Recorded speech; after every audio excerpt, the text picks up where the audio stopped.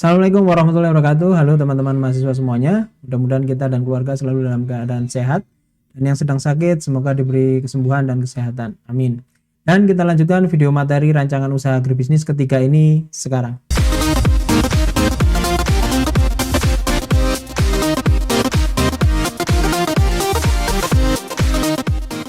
Baiklah teman-teman semua, dalam video ini kita akan membahas tentang dua hal utama dalam merancang sebuah bisnis, yaitu konsep produksi dan konsep produk. Di mana kedua konsep tersebut sangatlah berpengaruh dalam membuat sebuah langkah strategis di dalam bisnis atau rencana bisnis yang akan kita buat nantinya. Oke, marilah kita bahas satu persatu.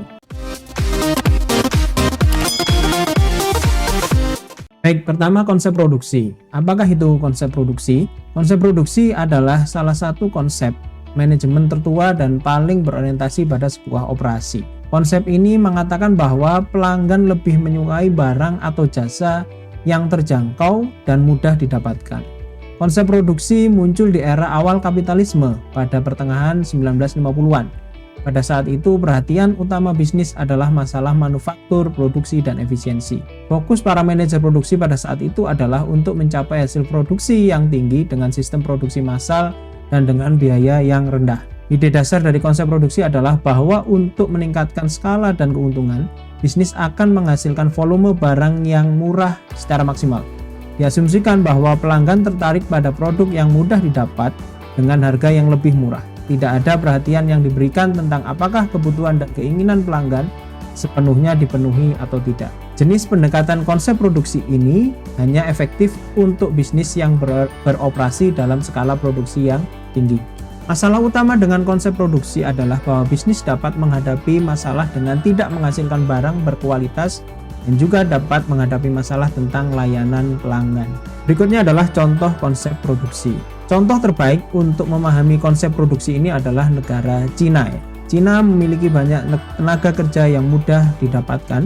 Jadi dengan potensi tenaga kerja yang ada, Cina telah memproduksi produk secara massal dan mendistribusikannya ke seluruh dunia. Dengan cara ini, mereka telah meningkatkan produksi di negaranya mereka secara keseluruhan dan sekarang termasuk di antara pengekspor terbesar di dunia.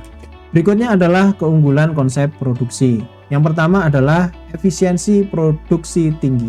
Konsep ini percaya bahwa untuk mencapai efisiensi yang lebih tinggi dalam bisnis produksi harus menggunakan standarisasi, teknologi modern, dan produksi dalam skala usaha yang lebih tinggi. Kemudian yang kedua adalah berorientasi produksi. Penekanan utama dari konsep ini adalah pada produksi massal dan penjualan barang. Ketiga adalah distribusi luas. Sebuah produksi harus mudah dan dapat diakses secara luas, sehingga pengaturan distribusi dan penjualannya pun harus dilakukan. Yang keempat adalah harga yang rendah. Konsep ini mengatakan bahwa pelanggan tertarik pada produk yang harganya lebih murah.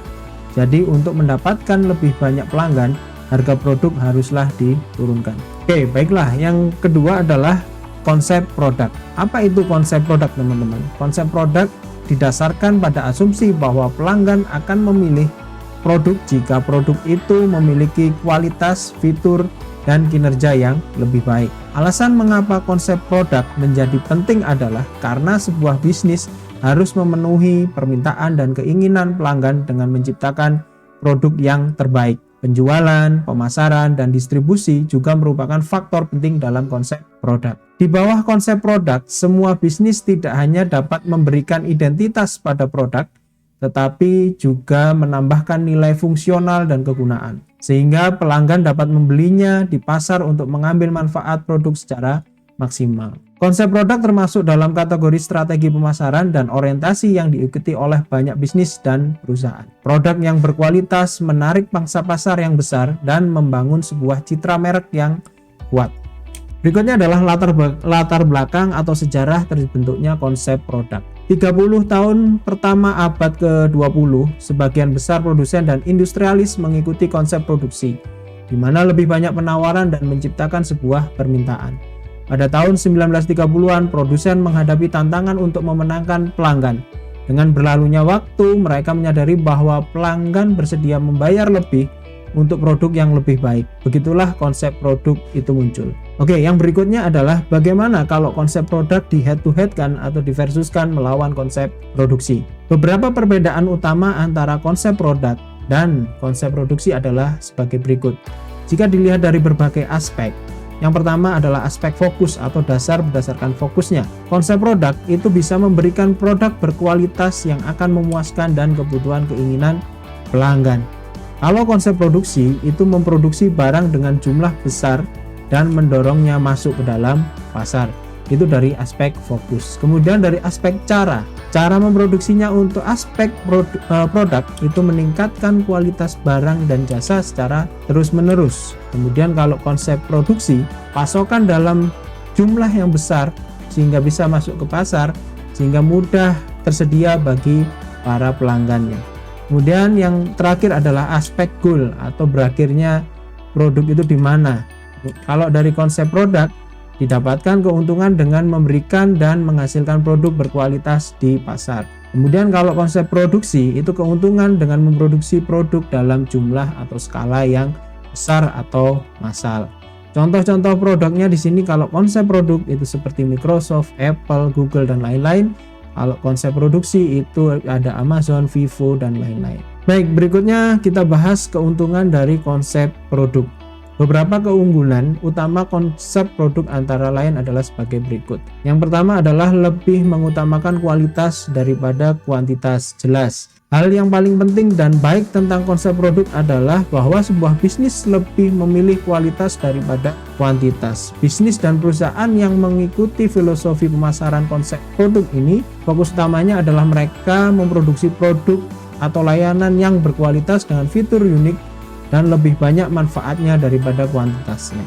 Perusahaan benar-benar peduli untuk memenuhi kebutuhan dan keinginan pelanggannya. Yang kedua adalah mengembangkan keingintahuan pelanggan. Setiap kali sebuah perusahaan meluncurkan produk baru di pasar ya, itu menciptakan dan mengembangkan rasa ingin tahu di benak pikiran para pelanggannya. Mereka ingin membeli produk dan memeriksa fitur-fitur baru untuk memuaskan rasa ingin tahu mereka. Yang ketiga adalah menghasilkan margin yang tinggi. Hal yang menarik dari konsep produk adalah memungkinkan perusahaan untuk menetapkan harga yang lebih tinggi daripada pesaingnya di pasar. Pelanggan akan bersedia membayar untuk itu. Itu karena citra kualitas yang telah diciptakan perusahaan di benak pelanggan. Mereka percaya bahwa yang ditawarkan merek ini berbeda dengan merek yang lain. Ya, baiklah teman-teman, itu tadi penjelasan singkat terkait dengan konsep produksi dan konsep produk. Jika ada pertanyaan atau diskusi, silakan ditulis di kolom komentar di bawah. Selamat belajar dan happy learning.